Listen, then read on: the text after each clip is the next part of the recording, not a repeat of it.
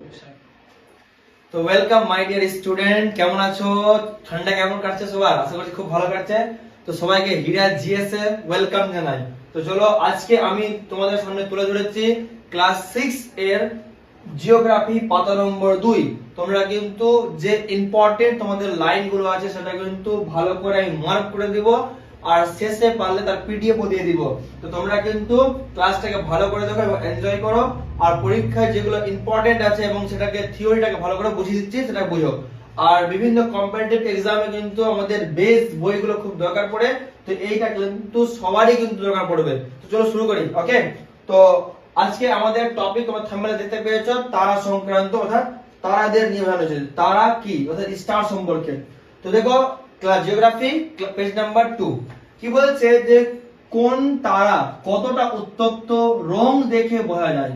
তো আচ্ছা না তার একটু বলে দিই। ওকে, নক্ষত্র সম্পর্কে বলে রাখবো। নক্ষত্রটা কি দেখো কি বলছে এখানে, যে আকাশ ভরা তারাগুলো, আমরা দেখি আকাশে অনেক রকমের তারা আছে।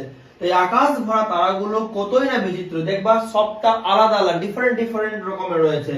কোনটা ছোট বড়, নীলচে হলদে সাদা, কতগুলো একা একা, আবার কতগুলো একসঙ্গে ঝাঁক বাঁধা। কোন সময় তারাগুলো দেখবা একা একা থাকছে, কোন সময় তারা দেখবা একসঙ্গে অনেকগুলো তারা আছে। তো সেটাই বলা হয়েছে কোন জায়গায় কি আছে ছোট ছোট আছে, কোন জায়গায় একসঙ্গে ঝাঁক বাঁধা আছে। বলছে এই তারা বা নক্ষত্র অর্থাৎ স্টার একটা জ্বলন্ত গ্যাসীয় পিণ্ড। এটা কিন্তু একটা আগুনের গোলা, একটা কি গ্যাসের পিণ্ড। বলছে এদের নিজস্ব আলো ও উত্তাপ আছে। অবশ্যই যতটা তারা দেখতে পাচ্ছ তুমি এখানে, তোমাদের বইয়ে ছবি দেওয়া হবে, তো সমস্ত তার কিন্তু নিজের আলো আছে আর নিজস্ব কিন্তু যার আলো থাকবে তাপ তো থাকবে না, তো ওদের নিজস্ব আলো এবং নিজস্ব তাপ আছে। আমরা এবার দেখব তারার রং। দেখবা ডিফারেন্ট কাইন্ড অফ কিন্তু তারার রংগুলো হয়ে থাকে। তো তার মধ্যে দেখো কি বলছে যে কোন তারা কতটা উত্তপ্ত রং দেখে বোঝায়। তো কোন তারা ডিফারেন্ট টাইপ অফ আছে, তো কোনটা তারা কতটা উত্তপ্ত আছে না আছে, কতটা গরম আছে না আছে, আমরা তার রং দেখে কিন্তু আমরা তাকে চিনে নেব। বলছে ছোট লাল তারার উষ্ণতা সব থেকে কম। তো আকাশের মধ্যে যে ডিফারেন্ট তারা আছে তার মধ্যে যে ছোট ছোট লাল রঙের তারা আছে না, তার কিন্তু যে টেম্পারেচার, তার যে মানে পাওয়ার সবচাইতে কম রয়েছে। তাহলে তোমরা বলো যে আকাশে সবচাইতে কম পাওয়ার কোন রঙের তারা আছে? তো উত্তর হবে আমাদের লাল রঙের তারা। কোন তারা? লাল রঙের তারা। নেক্সট কি বলছে দেখো, আরো বলছে এখানে যে আকাশে এরকম তারার সংখ্যা সবচাইতে বেশি। তাহলে আকাশে সবচাইতে বেশি কোন রঙের তারা দেখা যায়? তো লাল রঙের তারা দেখা যায়। আমি মার্ক করে দিচ্ছি তোমাদের পরীক্ষার জন্য, খুবই ইম্পর্টেন্ট। দেখো কি বলছে যে ছোট ছোট লাল তারার উষ্ণতা সবথেকে কম। কি অসুবিধা হলো? সরি। কি বলছে যে ছোট নিচে দেখো ছোট লাল তারা উষ্ণতা সবথেকে কম এবং আকাশে এরকম তারা সবচেয়ে বেশি দেখা যায়। দেখো বুঝলাম, ছোট লাল তারা উষ্ণতা সবথেকে কম এবং আকাশে এই রকমের তারা সবচেয়ে বেশি দেখা যায়। তাহলে বলো আকাশে সবচেয়ে বেশি কোন রঙের তারা দেখা যায়? লাল রঙের তারা। সব লাল রঙের তারার পাওয়ার কেমন থাকে? কম থাকে। তো কি বলছে এবার নেক্সট, লাল হয়ে গেল, এবার মাঝারি। বলছে মাঝারি হলুদ তারার উষ্ণতা আর একটু বেশি। তো লাল থেকে একটু বেশি যে টেম্পারেচার রয়েছে সেটা হচ্ছে আমাদের হলুদ রঙের তারা। আর তাহলে বলো লাল থেকে বেশি লাল থেকে বেশি যে তারা মানে এর দিক থেকে এটা কোন তারা? আমরা হলুদ রঙের তারা। তোমরা কিন্তু এই লাইনটাকে দাগিয়ে নিতে পারো, খুব ইম্পর্টেন্ট। তাহলে প্রথমে হচ্ছে আমাদের লাল সবচাইতে একদম কম মানে কম উজ্জ্বল আর লাল রঙের আছে আর সবচেয়ে বেশি দেখা যাবে। তো তারপর থেকে তার থেকে একটু টেম্পারেচার হাই আছে আমাদের হলুদ রঙের তারা। কি বলছে নেক্সট, তারপরে লালের পরে হলুদ, হলুদের পর কি বলছে বিরাট নীল তারা।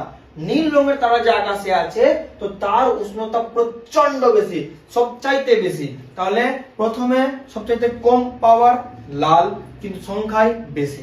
তারপরে হলুদ সংখ্যায় কম কিন্তু লাল থেকে কম, কিন্তু টেম্পারেচার লাল থেকে একটু বেশি। তারপরে কি আছে আমাদের নীল। নীল কিন্তু তার থেকেও কি একটু পাওয়ারফুল। আমরা এই লাইনটাও ইম্পর্টেন্ট যে বিরাট নীল রঙের তারা প্রচন্ড বেশি এবং বেশ উজ্জ্বল এবং চকচকেও আছে, খুবই উজ্জ্বল রয়েছে। কি বলছে আর প্রকাণ্ড সাদা রঙের তারা।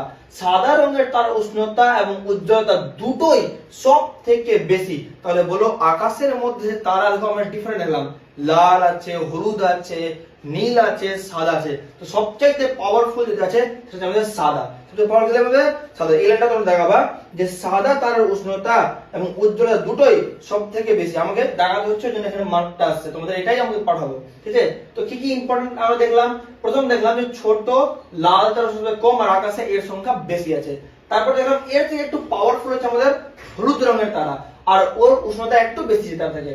হলুদ থেকে পাওয়ারফুল আছে আমাদের কি নীল রঙের তারা, কিন্তু সবচাইতে যে পাওয়ারফুল এটা আমাদের সাদা। সাদা তারার উষ্ণতা এবং উজ্জ্বলতা দুটোই সব থেকে কিন্তু বেশি। আর খালি চোখে কিন্তু আমরা এই তারাগুলোকে দেখতে পাই। তাহলে আকাশে আমরা কোন তারা পেলাম? লাল রঙের, হলুদ রঙের, নীল রঙের আর সাদা রঙের। বাতা না ভাই, সাদা রঙের 4 রকম তারা। সবচেয়ে পাওয়ারফুল সাদা, নরমাল লাল, সবচেয়ে বেশি কোনটা? লাল রঙের তারা। ইজি আছে ভাই, একদম ইজি আছে, ঠিক আছে? চলো আমরা এবার নেক্সট দেখে নিই। নেক্সট কি বলছে আমাদের? কিছু বলছে তারার কাছে, তারারা আমাদের কাছে আছে কিন্তু আলোক বর্ষে দূরে আছে। কি বলছে কথাটা? বলছে তারারা না কোটি কোটি কিলোমিটার দূরে রয়েছে। তো আমরা যে স্টার গুলো দেখি এটা অনেক দূরে, কোটি কোটি কিলোমিটার দূরে আছে। আর সূর্যের পরেই আমাদের সব থেকে কাছের তারা হচ্ছে প্রক্সিমা সেন্টাউরি। হিয়া মাস্টার বলেই ভাইয়া পরীক্ষা में आवेगा যে সূর্যের পরে আমাদের কাছে তারার নাম কি? যদি পরীক্ষায় না আসে ভিডিও দেখে দাও, বল দিলাম, আগেই বল দিলাম তোমাদের এক্সামে কোশ্চেনটা আসবে যে সূর্যের পরে আমাদের সবথেকে কাছের তারার নাম কি? উত্তর হবে প্রক্সিমা সেন্টাউরি। প্রক্সিমা সেন্টাউরি, আমি লাইনটা মার্ক করেছি, ইম্পর্টেন্ট আছে যে সূর্যের পরে আমাদের সবথেকে কাছের তারা হচ্ছে প্রক্সিমা সেন্টাউরি। কত আছে দেখো লেখা আছে, এর প্রায় 41 লক্ষ কোটি কিলোমিটার দূরে আছে। তাহলে কত দূরে আছে আমাদের থেকে? সেটা 41 লক্ষ কোটি কিলোমিটার দূরে। সেই তুলনায় সূর্য কিন্তু অনেক কাছে আছে। সূর্যের দূরত্ব কত আমাদের পৃথিবী থেকে? মাত্র 15 কোটি কিলোমিটার। তাহলে বলো পৃথিবী থেকে সূর্যের দূরত্ব কত? তো পৃথিবী থেকে সূর্যের দূরত্ব হচ্ছে মাত্র 15 কোটি কিলোমিটার। আমি দেখিয়েছি, এটা ইম্পর্টেন্ট লাইন যে বলো সূর্য থেকে পৃথিবীর দূরত্ব কত? তাহলে সূর্য থেকে পৃথিবীর দূরত্ব হচ্ছে 15 কোটি, কিন্তু আমাদের যে প্রক্সিমা সেন্টাউরি আছে তার দূরত্ব কিন্তু প্রায় 41 লক্ষ কিলোমিটার, 41 লাখ কিলোমিটার বাবু। তো খুবই দূরে আছে কিন্তু আমাদের। তাহলে দূরে আছে কিন্তু সূর্যের পরের কাছে নক্ষত্র কিন্তু আমাদের এটা, পরে এটা আসবে, দূরত্ব চলে আসে।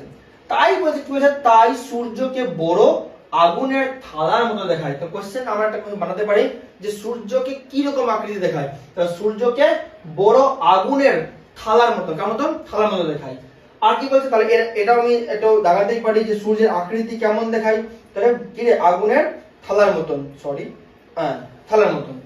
নেট বলছে যে সূর্য থেকে পৃথিবীতে আলো পৌঁছাতে সময় লাগে 8 মিনিট 20 সেকেন্ড।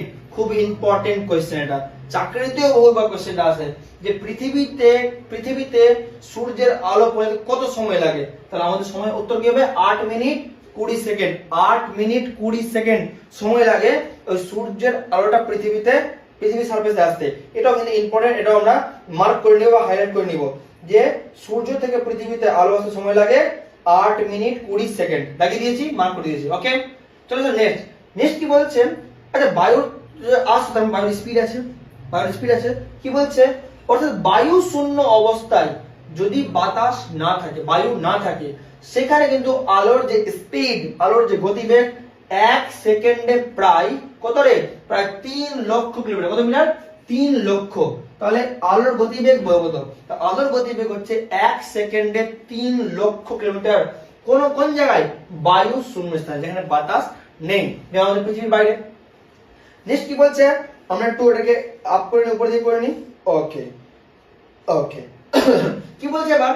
বলছে এই গতিবেগ, তার এটা ইম্পর্টেন্ট লাইন আছে যে আলোর গতিবেগ বলো। তো মনে রাখতে হবে যে বায়ু শূন্য অবস্থায় আলোর গতিবেগ হচ্ছে 1 সেকেন্ডে প্রায় 3 লক্ষ কিলোমিটার। লাগিয়ে দিলাম, দেখো মার্ক করে দিয়ে যাও কি বায়ু শূন্য অবস্থায় আলোর গতিবেগ 1 সেকেন্ডে 3 লাখ কিলোমিটার, সরি কি আছে মানে অতিক্রম করতে পারে।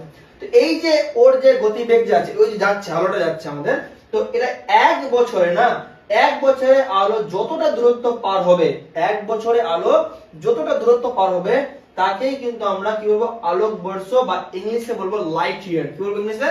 Light year. তাহলে আলোক বর্ষ বা লাইট ইয়ার কি?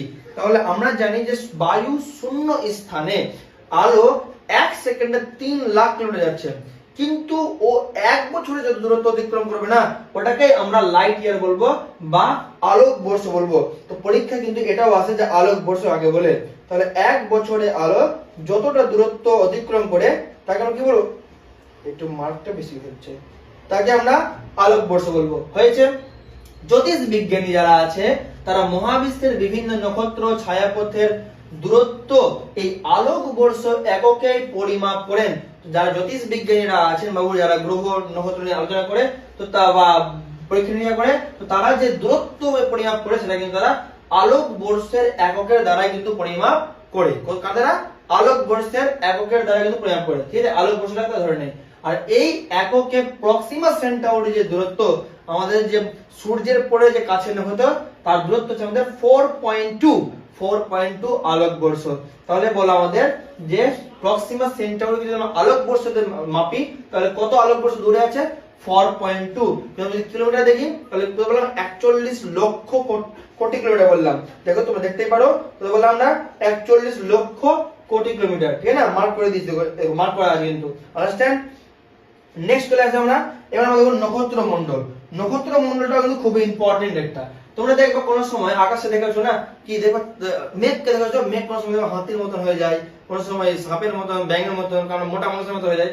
ওইরকম নক্ষত্র মণ্ডল মানে যে নক্ষত্র মণ্ডল তারাগুলো আছে না, তার কোন সময় রাত্রে দেখবা আকৃতি দেখবা কিরকম কিরকমটা হয়ে যায়, মানে কোনটা মানুষের মতন, কোনটা লাগছে বল্লম নিয়ে আছে, আকৃতি হয়ে যায়। তো কি বলছে এখানে, ওকে ওকে ওকে ওয়েট ঠিক হলো রে, হ্যাঁ ঠিক আছে। দেখো কি বলেছে যে নক্ষত্রমণ্ডল কাছাকাছি থাকা তারাগুলোকে কাল্পনিক ভাবে যোগ করলে, আমরা যদি কাল্পনিক ভাবে এইভাবে মানে ম্যাচ করি বা যোগ করি, তো যোগ করলে না বিভিন্ন আকৃতি তৈরি হয়। কি হয়? বিভিন্ন রকমের আকার আকৃতি তৈরি হয়। আর এই রকমের একটা তারার ঝাঁককে বলে নক্ষত্র মণ্ডল। মনে রাখতে হবে যে আমাদের যে তারাগুলো আছে, তো সেই তারাগুলোকে আমরা যদি মানে ইমাজিন করি কি এরকম হচ্ছে, কি হচ্ছে, তো অনেকগুলো আকার পেয়ে যাবে। তো ওই আকার যদি পেয়ে যাও না, ওই একটা তারার ঝাঁক পেলে না, তাকে কিন্তু আমরা নক্ষত্র মণ্ডল বলবো। ঠিক আছে? এই সম্পর্কে কত রূপ কথা, কল্প কাহিনী ভেবেছে মানুষরা অনেক রকম কাহিনী ভেবেছে। হ্যাঁ, যেমন ধরো তারা আসতে বাঘে কি আসতে লাগছে, মানে মাপযোগ করে না, কি চাইতে শুরু করে দেয়। যাই হোক, তো কি বলছে এখানে যে উত্তর আকাশে 7টি উজ্জ্বল তারা আমরা যাকে বলি সপ্তর্ষি মণ্ডল। তো উত্তর আকাশে যে 7টা তারা দেখা যায় না, তাকে আমরা কি বলে ডাকি? সপ্তর্ষি মণ্ডল। কোশ্চেন আমার হবে যে সপ্তর্ষি মণ্ডল কোন আকাশে দেখা যায়, কোন দিকে? তাহলে তোমার উত্তর আকাশে। কোন দিকে? উত্তর আকাশে। বলছে আর আকাশের অন্য দিকে আছে ইংরেজি এম অক্ষরের মতন ক্যাসিওপিয়া। তাহলে ক্যাসিওপিয়ার আকৃতি কোন অক্ষর? ইংরেজির এম অক্ষর। নেক্সট কোশ্চেন, যে এম অক্ষরের যে তারা আমরা কাল্পনিক ভাবে দেখি তার নামটা কি? তার নাম হচ্ছে আমাদের ক্যাসিওপিয়া। ওকে, আর একটা ক্রস চিহ্ন হয়, একটা ক্রস চিহ্নের মতো রয়েছে, এই যে ক্রস চিহ্ন দেখো, ক্রস। ওকে, তো এটা হচ্ছে আমাদের বক মণ্ডল। বুঝতে পারছো? পাতা নম্বর 2 তোমরা বই লেখা আছে, দেখো তার উপর ছবি হবে একটা, তাহলে কি রে? বক মণ্ডল। দেখো বকের মতন আকৃতি হয়ে গেছে, মানুষ ভাবে দেখো বকের মতন। আমরা জুম ইন করি, দেখো লেখে না বকের মতন আছে জিনিসটা না, হ্যাঁ একদম বকের মতন কিন্তু লেখা আছে ক্রস চিহ্ন। তো এটা হচ্ছে বক মণ্ডল, ওটা কিন্তু এখানে বলা হয়েছে। ঠিক আছে, তো আর কি বলো, এম অক্ষর হচ্ছে ক্যাসিওপিয়া আর ক্রস চিহ্নটা হচ্ছে বক মণ্ডল। আরো কিন্তু অপূর্ব সুন্দর সুন্দর নক্ষত্র রয়েছে। কালপুরুষ রয়েছে, একটা তারা আছে কালপুরুষ, দেখবা তো লাগছে তীর ধনুক নিয়ে দাঁড়িয়ে রয়েছে। ঠিক আছে, ওটা দেখাবো। কালপুরুষ রয়েছে, এটা কল্পনা করা হয়েছে। যাই হোক, তো কালপুরুষ যে দেখেছে মানুষরা, তো বলছে সেই কল্পনা হচ্ছে এটাকে পুরো কাহিনীর এক সাহসী শিকারী। তো কালপুরুষটা একটা তীর আর এ নিয়ে আছে না, তো বলা হচ্ছে নাকি সে একটা শিকারী রয়েছে। তো শিকারীর একটা মানে দেওয়া হয়েছে। তো সেটা কিন্তু এগুলো কিন্তু সত্যিকারের না বাবু, এগুলো আমরা ইমাজিন করেছি, আমরা কল্পনা করেছি।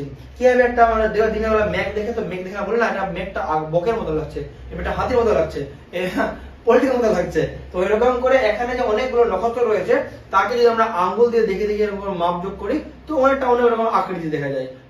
যখন তারাগুলো একসঙ্গে আছে তোমরা কি বলবো? নক্ষত্র মণ্ডল বলবো। ঠিক আছে না? আর তারা যে বললাম, তারা তো ডিফারেন্ট টাইপ অফ হয়, তাই তো? ঠিক না? কি কি টাইপ অফ বললাম? লাল, তারপরে হলুদ, তারপরে নীল, তারপরে সাদা। সিকোয়েন্স অনুযায়ী সবচেয়ে পাওয়ারফুল হচ্ছে সাদা। ওকে ওকে, তো এই আজকে ক্লাস তোমাদের হলো নক্ষত্র মণ্ডল নিয়ে। এরপরে যে ক্লাসটা হবে তোমাদের হবে, ও আচ্ছা এটাকে কত হবে, দাও ওয়েট ওয়েট, এরপরে যে ক্লাসটা হবে তোমাদের পেজ নাম্বার 3 হবে। পেজ নাম্বার 2 এর আগেরটা ক্লাস আমি করে দিয়েছিলাম অলরেডি অনেকটাই, এবার আমরা পেজ নাম্বার 3 টা করব। ওকে, তো ক্লাসটা যদি ভালো লাগে তো like and share and subscribe করো। Okay, thank you, have a nice day. হিরাজের সঙ্গে থাকার জন্য থ্যাংক ইউ।